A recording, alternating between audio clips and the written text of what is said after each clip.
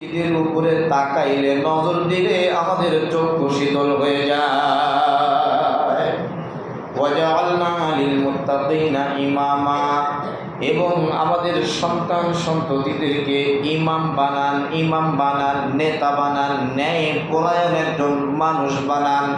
ইমাম মানে যে শুধু ইমাম তা নয়, ইমাম অর্থ হলো ন্যায় পরায়ণ একজন মানুষ রূপে পরিণত হওয়া।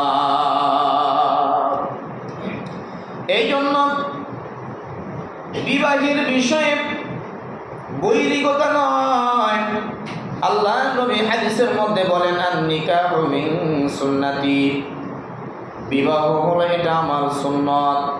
ফামান রাগিবা আন সুন্নতি, যে ব্যক্তি এটাকে অনীহা করলো, বিমুখ হয়ে গেল, ফামান রাগিবা আন্নি, সে যেন আমি নবীর থেকে বিমুখ হয়ে গেল।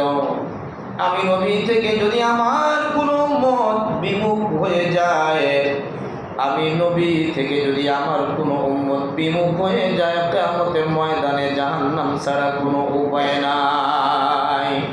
আল্লাহর নবী হাদিসের মধ্যে আরো বলেন, আন-নিকাহু মিন সুন্নতি, বিবাহ হলো আমার সুন্নত।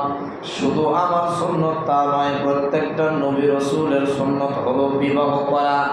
শুধুমাত্র হযরতে ঈসা আলাইহিস সালাতু ওয়াস সালাম বিবাহ ছাড়াই তিনাকে আল্লাহ তাআলা আসমানে উঠিয়ে নিয়েছেন।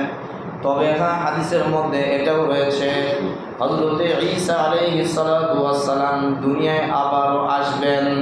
তিনি চতুর্থ আসমানে রয়েছেন। আল্লাহ পাক আবারও দুনিয়ায় তাকে পাঠাবেন, আমাদের নবীর উম্মত হিসাবে আসবেন। তিনি এসে বিবাহ করবেন এবং উনি সন্তান সন্ততির পিতাও হবেন। সুবহানাল্লাহ বলবেন না? আল্লাহর নবী বলেন, আন-নিকাহু মিন সুন্নতি, বিবাহ হলো আমার সুন্নত। ফামান আহাব্বা ফিতরাতি ফালইয়াসতুকুন্না বিসুন্নতি, বিবাহ হলো আমার সুন্নত। আমার কোনো উম্মত যদি আমাকে মহব্বত করতে চায়, তাহলে আমার এই ফিতরাত যেন আঁকড়ে ধরে, এই সুন্নতকে যেন সে আঁকড়ে ধরে। ফালিয়াতাসুন্না বিসুন্নতি, এই সুন্নতকে যে ব্যক্তি আঁকড়ে ধরলো, সে যেন আমি নবীর মহব্বতকে আঁকড়ে ধরলো। আল্লাহর নবী আরো বলেন, মান ইসতাতাআ মিনকুম বিল বাআতি ফালিয়াতাযাওয়াজা, যে ব্যক্তি তোমাদের মধ্যে ক্ষমতা এবং সামর্থ্য রাখে, বিবাহের ক্ষমতাও আছে, তার সামর্থ্য রয়েছে, আল্লাহর নবী বলেন, বিল বাই ফালিয়াতাযাওয়াজা ফাইন্নাহু গাদ্দুল লিল বাসার, যার সামর্থ্য রয়েছে, বিবাহের ক্ষমতা রয়েছে, সে যেন অবশ্যই বিবাহ করে। ফালিয়াতাযাওয়াজা, সে যেন বিবাহ করে নেয়। ফাইন্নাহু গাদ্দুল লিল বাসার, কেননা বিবাহের দ্বারা চক্ষু হেফাজত হয়। ওয়া আহসানু লিল ফারাজ, এবং লজ্জা স্থানকে হেফাজত করতে পারে বিবাহের মাধ্যমে। আল্লাহর নবী বলেন, যে ব্যক্তি নিজে বিবাহ করলো অথবা অন্য কাউকে বিবাহ করায় দিল, আল্লাহ রাব্বুল আলামিনের দরবারে ওলি হওয়ার জন্য তার ব্যাপারে সহজ হয়ে যায়। আল্লাহর নবী বলেন, দুইটি জিনিসই মানুষকে জাহান্নামী বানায় দেয়, ধ্বংস করে দেয়। দুইটি জিনিসের বিষয়ে যদি মানুষ গুরুত্ব না দেয়, তাহলে এই লোকটা জাহান্নামী হয়ে যায়, লোকটা ধ্বংস হয়ে যায়। একটি হলো, সে যদি বিবাহ না করে, তাহলে তার নিজের লজ্জা স্থান ধরে রাখা, বৈধভাবে ধরে রাখা তার জন্য কঠিন হয়ে যায়।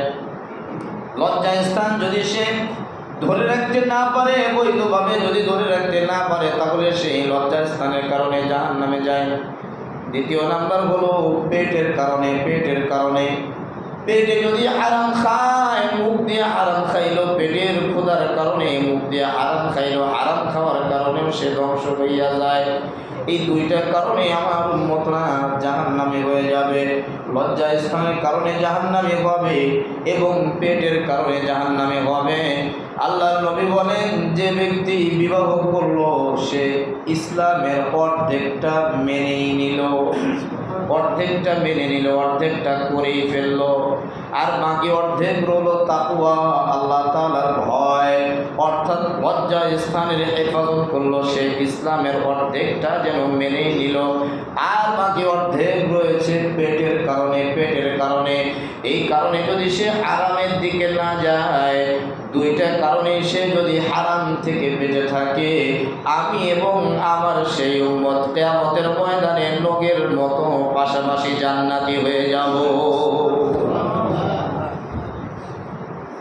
আল্লাহর নবী আরো বলেন, ইযা মাতাল ইনসান ইনকাতা আমালুহু ইল্লা মিন সালাসা। বিবাহের কারণে যে সন্তানগুলো হয়, এই সন্তানের দ্বারা কত উপকার হয়, কত উপকার হয়।